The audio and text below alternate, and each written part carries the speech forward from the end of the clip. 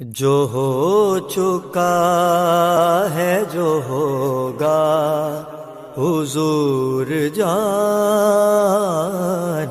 ہیں۔ اعوذ باللہ من الشیطان الرجیم، بسم اللہ الرحمن الرحیم، الحمد للہ رب العالمین، والصلاة والسلام علی سید الانبیاء والمرسلین، اما بعد فاعوذ باللہ من الشیطان الرجیم، بسم اللہ الرحمن الرحیم۔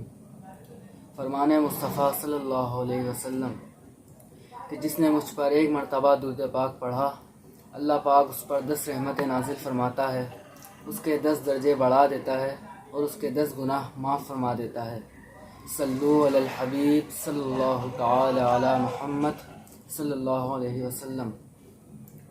ناظرین، میں عبدالغنی ہاشمی، آج کے ہمارے پروگرام دین کی باتیں میں آپ کو خوش آمدید۔ آج جس ٹاپک پر میں بات کرنے جا رہا ہوں اس کا نام ہے کوے کی سوچ۔ بات ہے ایک جنگل کی، وہاں ایک کوا رہتا تھا۔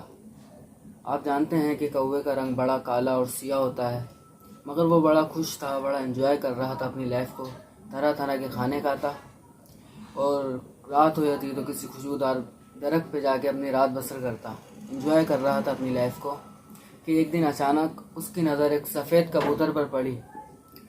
اس نے کہا، میں کالا اور یہ سفید، یہ کتنا خوبصورت ہے، کتنا اچھا لگ رہا ہے، مجھ سے زیادہ تو یہ اپنی لائف کو انجوائے کر رہا ہوگا، یہ زیادہ خوش ہوگا مجھ سے۔ اب اسی خیال میں اس کو رات کو نیند بھی نہ آئے۔ ایک دن وہ صبح کبوتر کے پاس گیا اور اس نے پوچھا کہ بھائی کبوتر، تم تو بڑے خوش ہو گئے، بڑا انجوائے کر رہے ہوگے اپنی لائف کو، تمہارا رنگ تو سفید ہے، میں تو کالا ہوں، تم کتنے خوبصورت ہو، تم کتنے اچھے لگ رہے ہو۔ کوے کی بات سن کر کبوتر نے کہا کہ پہلے تو میں بھی یہی سوچا کرتا تھا، مگر جب میں نے طوطے کو دیکھا کہ اس کے تو 2 رنگ ہیں، وہ تو مجھ سے زیادہ لائف کو انجوائے کر رہا ہوگا۔ تو اب کبوتر کو چھوڑ کے طوطے کے پاس چلے جاتا ہے، تو طوطے سے پوچھتا ہے کہ طوطے بھائی، تم تو اپنی لائف کو بڑا انجوائے کر رہے ہوگے، تمہارے پاس تو 2 رنگ ہیں، تم کتنے خوش نصیب ہو، کتنے اچھے لگ رہے ہو۔ طوطا کہتا ہے کہ پہلے تو میں بھی یہی سوچتا تھا، مگر جب میں نے مور کو دیکھا کہ مور کے پاس تو کافی سارے رنگ ہیں تو میں حیران ہو گیا۔ تو پھر کوا مور کے پاس چلے جاتا ہے۔ مور چڑیا گھر کے ایک پنجرے میں قید تھا۔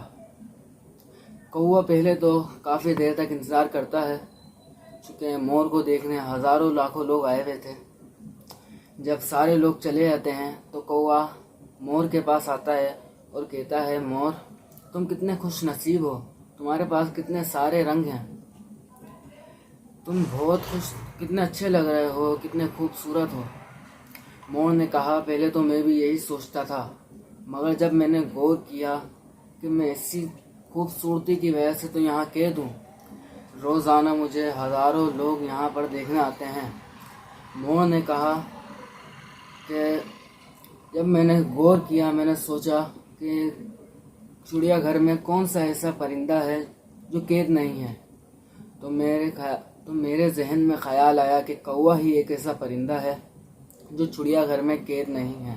تو کوا حیران ہو گیا اور کہا کہ واقعی میں اپنی جگہ خوش نصیب ہوں۔ تو ناظرین، اگر ہم اسی واقعے کو اپنی زندگی کے متعلق دیکھیں کہ ہم کسی کے پاس بڑی گاڑی دیکھتے ہیں، کسی کا بڑا گھر، کسی کی موٹر سائیکل، کسی کے لائف سٹائل کو دیکھتے ہیں تو ہم شکوہ شکایت کرنے لگتے ہیں، ناشکری کی طرف جاتے ہیں۔ تو ہمیں ہر حال میں اللہ تعالیٰ کا شکر ادا کرنا چاہیے۔ ہمارے ساتھ مسئلہ یہ ہے کہ ہم ہمیشہ اپنے سے اوپر والے کو دیکھتے ہیں، ہمیں ہمیشہ اپنے سے نیچے والے کو دیکھنا چاہیے۔ کوئی لوگ ہیں جو باہر سڑکوں پہ رہتے ہیں، کچھ لوگ ہیں جو جھوپڑیوں میں رہتے ہیں۔ ہمارا پرابلم یہی ہے کہ ہم سب ہمیشہ اپنے اوپر والے کو دیکھتے ہیں۔ تو اللہ تعالیٰ ہمیں ناشکری سے بچائے اور اپنا شکر ادا کرنے والا بنائے، آمین یا رب العالمین۔